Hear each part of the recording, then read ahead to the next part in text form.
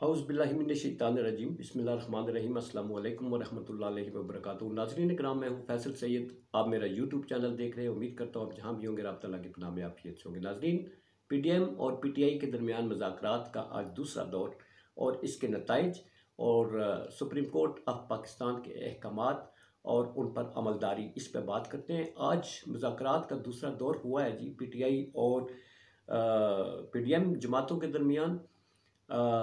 दोनों तरफ से अपने अपनी जो सिफारिशात हैं वो रखी गई हैं। एंड में यही कहा गया है कि अपने लीडरों से हम मशवरा करके तो फिर अगले दौर का जो है वो उस पर बात करेंगे। और इस दौरान 3 दिन का वक्फा कर दिया जाता है। इतने संजीदा मुज़ाकरात हैं मगर 3 दिन का वक्फा, मतलब कल हफ्ता एतवार जो है वो छुट्टी होती है, फिर सोमवार को जो मई है और मंगल को बैठ के फिर बात करेंगे। अब बात यह है कि ये हुकूमत, इसका अगर बयानिया देखें तो वो है अक्टूबर में इलेक्शन, उससे एक दिन भी पहले नहीं करवाएंगे। 90 दिन के आइन की जो मुद्दत दी हुई है, सुप्रीम कोर्ट ऑफ पाकिस्तान का जो फैसला है उसको नहीं मानेंगे। 3 जजेस की जो जजमेंट है उसको नहीं मानेंगे। और दूसरी तरफ ये 3 जज जो हैं, गौरतलब बात है, इन 3 जजेस की तरफ से ही तजवीज़ आई कि आपस में बैठकर मुज़ाकरात करें। वहाँ ये हाँ करके आ गए कि ठीक है जी, हम मुज़ाकरात करते हैं। हर दफ़ा हाँ करके आते हैं और फिर एक नया जो है ना वो ये अपना प्लान जो होता है उसको आगे बढ़ाते हैं। और अब मुज़ाकरात का दौर उन्हीं जजेस के बारे में, जिनके बारे में थोड़ा सा आपको इस तरफ तवज्जो दिलाऊंगा कि वज़ीर-ए-आज़म पाकिस्तान कह चुके हैं हम 3 जजेस को नहीं मानते, मुझे नायल करना है तो कर दो, मैं 1000 बार नायल होने के लिए तैयार हूँ। ख्वाजा आसिफ साहब कहते हैं कि इन 3 जजों का फैसला वज़ीर-ए-आज़म साहब आपने नहीं मानना, ये सीट नहीं छोड़नी, हम आपके साथ हैं। ये जज जो हैं ये सहूलतकार हैं, ये तीनों सहूलतकार हैं, इमरान खान के, पीटीआई को सपोर्टर हैं उसके। हम इन जजेस को कतन इनके किसी फैसले को नहीं मानते। अब इस तरफ आते हैं कि इन 3 जजेस के ऊपर आपने तनकीद देख ली, ख्वाजा आसिफ साहब देख लें, वज़ीर-ए-आज़म साहब देख लें, वज़ीर दाखिला देख लें, फिर वज़ीर ख़जाना देख लें, और मरियम साहबा की, मरियम औरंगज़ेब, पूरी गवर्नमेंट की, आप राना सनाउल्लाह साहब से लेकर सबको बयानात उठा कर देख लें। और दूसरी तरफ इन्हीं 3 जजेस के जो ये मुज़ाकरात का कहा गया, तजवीज़ दी गई है, उस पर अमल करते हुए पीटीआई को उस टेबल पे बिठाया जाता है मुज़ाकरात के लिए। एक दौर गुजरता है, दूसरा दौर गुजरता है।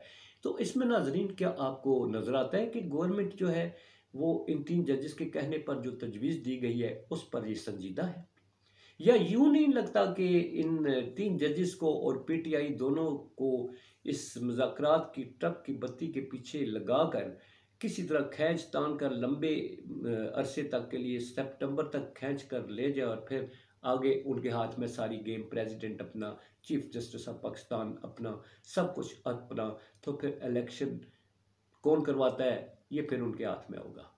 जैसा कि नवाज शरीफ साहब ने आज कहा जा रहा है, उन्होंने इनसे कहा है कि अक्टूबर के इलेक्शन जो हैं, एक तो उससे पहले बात नहीं करनी, और अक्टूबर वाले जो इलेक्शन है वो भी मार्च तक लेके जाने हैं, क्योंकि मैं अक्टूबर नवंबर में आकर मुकदमात का सामना करते हुए मुकदमात ख़त्म करूंगा और टिकटों की तकसीम मैं अपने हाथ से करूंगा, इंटरव्यू खुद करूंगा, और ख़ुद अगर मैं इलेक्शनों को लीड करूंगा तो इलेक्शन मार्च तक लेके जाएंगे।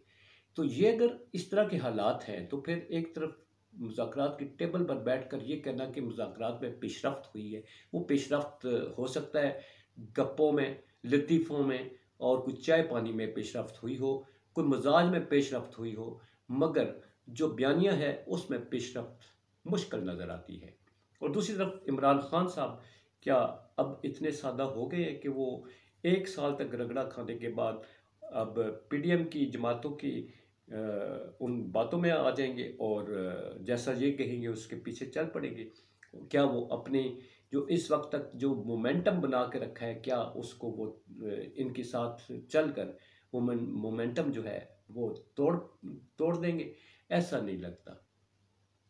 ये एक लंबा सफ़र है, जो 1 साल का सफ़र है, जिस दौरान इमरान खान जिन हालात से गुजरा, 140 मुकदमात, और हर दिन जो है हर चौथे दिन उनकी पेशी, और फिर उन पर कातलाना हमला, फिर इतना कुछ होने के बाद फिर बात ना करना का डेडलॉक, और फिर वहाँ से इतने सारा तवील सफ़र तय करते हुए मुज़ाकरात की टेबल पर आ जाना, और दूसरी तरफ हुकूमत जो है वो उस नेस्त नाबूद करने की जो ऐलानात हैं, इमरान खान फितना है, फसाद है, इसको हटा दो रास्ते से, उसके साथ बैठकर बात करना, क्या इसमें संजीदगी नज़र आती है?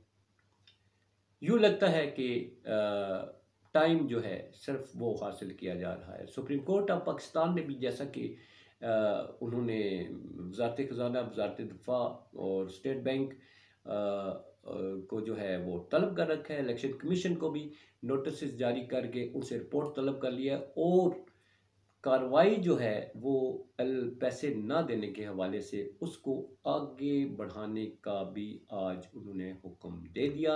अब ये कार्रवाई आगे बढ़ेगी, इसमें तौहीन अदालत किसी पर लगती है, नहीं लगती है, ये फंडिंग के हवाले से कि वो क्यों नहीं दिए गए और इसमें कौन कौन ज़िम्मेदार है। जो इनकार किया जिसने उसको बुला के पूछा जाएगा, उस पर तौहीन अदालत लगेगी, सज़ा होगी, क्या होगा नहीं होगा ये आने वाला वक्त ही इसका तयन करेगा।